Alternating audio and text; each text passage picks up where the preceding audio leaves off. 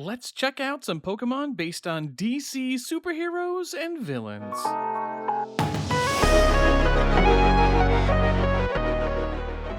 Hey all you nerds, Gabe, aka Froopy Art here, and welcome to another episode of Let's Pokemon Together, where I take your suggestions and turn them into Pokemon. The prompt I gave you was DC. Now, I know Marvel pretty stinking well, but I'm less versed in the DC universe, so I wanted you to share some awesome ideas, and you did. Oh, and be sure to stick around to the end as I'll have another prompt for the next episode. But let's not waste any time and jump into things. The first suggestion came from Matt Moyer and Pewter City Jim, who suggested that I look at Kryptonite. And these are perfect suggestions. Again, not surprising coming from these two, as they have their very own awesome Fakemon channels. Also from a later suggestion from Tor, mentioning Lex Luthor, so I'll be folding that in as well. I was initially going to do something that looked, kind of like a comet coming from space, but the mention of Lex Luthor made me think about his, big battle armor that he wears sometimes, and because I didn't want the entire design to be just jagged crystals, we're giving it this round pearl of a head. In fact, I imagine that the center part is the actual Pokemon and that it is controlling the stone around it. Really play up that Lex Luthor isn't a superpowered individual, but has created something that allows him to go toe-to-toe with the strongest heroes. Now, I didn't know much about Lex going in, but I gotta say, he's pretty awesome. Just a great character. I mean, he started out early on as a guy who was mad at Superman because he accidentally made him lose his hair, but now he's like the smartest guy in the DC universe, and he's in peak physical condition, alarmingly charismatic. He's just cool. Just cooler than I expected. Anyway, back to the design. Yeah, I pulled in a lot of inspiration from the armor and gave it these cool kind of like rib cage looking crystals so that it's a bit more menacing. And yeah, that's about it. Let's meet Cryptor, the radiation Pokemon. What appears to be a massive lumbering brute is actually a small spherical Pokemon which has covered its body in radioactive crystals. This armor protects Cryptor from physical attacks and creates a radioactive barrier that dissuades others from approaching. The small, round Pokemon has a bit of an inferiority complex, and it goes after some of the strongest adversaries. And its ability is Toxic Debris, since it's, radioactive crystals, and that scatters poison spikes around the opposing team whenever it gets hit by a physical move. It's pretty awkward, but still imposing, and I'm liking that.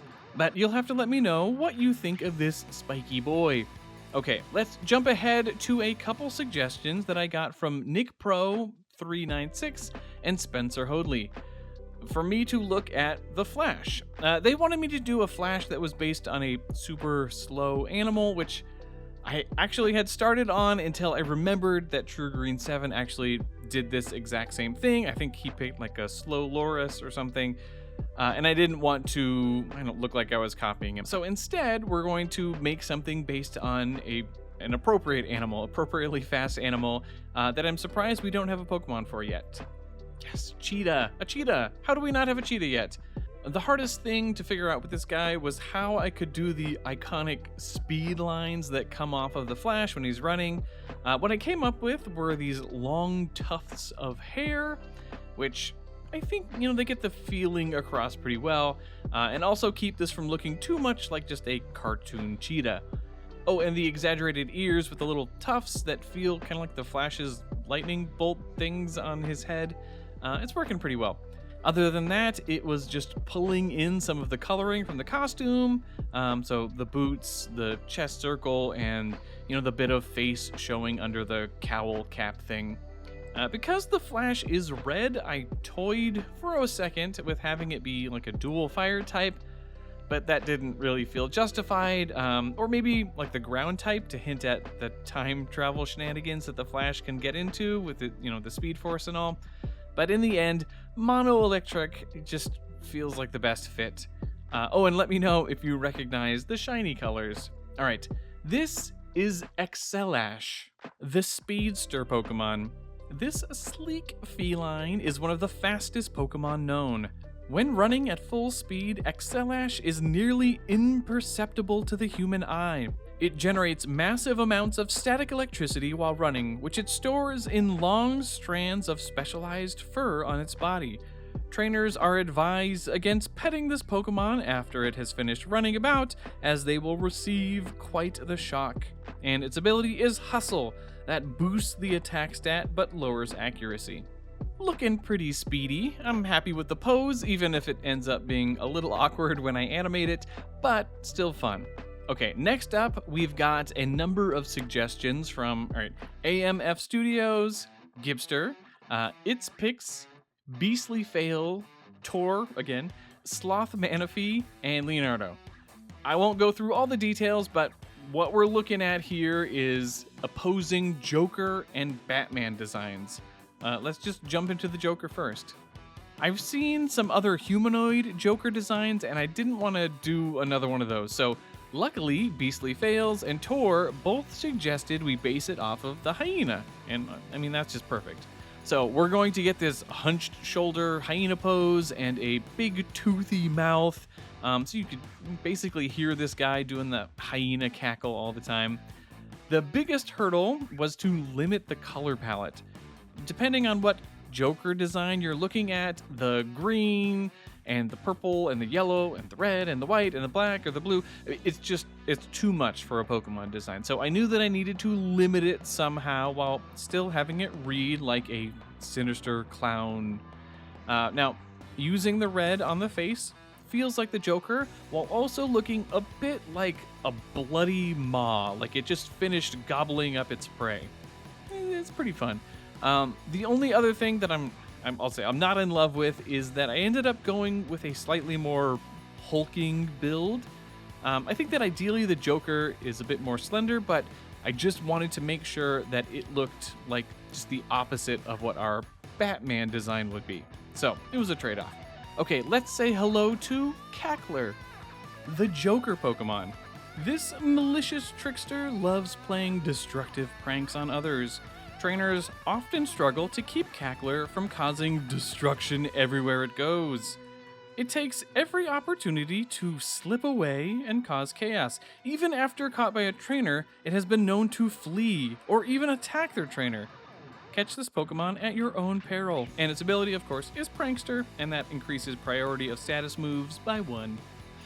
Alrighty, not a bad Joker design, but let us meet the rival. This was another spot where I didn't want it to feel too humanoid. You know, it still needs to feel like an animal, which can be difficult, especially since I knew that I wanted this to be part fighting type. I ended up taking a lot of inspiration from Hawlucha for finding that balance between animalistic and humanoid in a fighting type. And after that, it's just about ensuring that the design has that signature Batman silhouette about it. So having the wings serve more as a cape than actual wings, getting the pointy ears, and showing off the forearm and leg spikes, and that just does the trick. I waffled a bit about the typing, as you can kind of justify a lot of different types, you know, dark, fighting, flying, normal, or even psychic could work, I mean, because Batman's like the world's best detective and all, but in the end I had to narrow it down to what I thought fit the best and worked off of the Joker design. Alrighty, let's meet Vigenox, the Dark Knight Pokemon. This determined protector stalks the shadows, stopping any wrongdoers. They are extremely rare and even harder to spot, as they always stay hidden until they are ready to strike. Even then, all you need to do is look away for a second and they will vanish again. They often mentor other lost Pokemon in the wild, encouraging them to stand up for others. And its ability is Pressure, because it's just so intimidating, and that raises the foe's PP usage in battle. I'm very happy with this guy. Now, the other thing is that I ran out of time. I was gonna maybe do like a shared pre-evolution for Cackler and Vigenox. I'm not sure what a bat and hyena shared first stage would look like exactly, but if you have any ideas, be sure to let me know down in the comments below. And let me know also which of these DC-inspired Fakemon is your favorite. I just wanted to thank everybody who left a comment. I got a lot of great suggestions. In fact, I may end up pulling some of those for an extra DC video. There were some really amazing like Robin concepts, just perfection. I just ran out of time. But before we go, I need to give you the prompt for the next episode. So I need ideas for Pokemon based around dreams. Pretty open-ended, I know. A lot of possibilities. You know, it could be something from a dream you had, or a nightmare, or just general aspirations. This one is open to interpretation, and you'll need to be kind of creative, but I trust y'all to come up with some awesome ideas. I look forward to reading your suggestions, and I'll catch you in the next one. Later, nerds.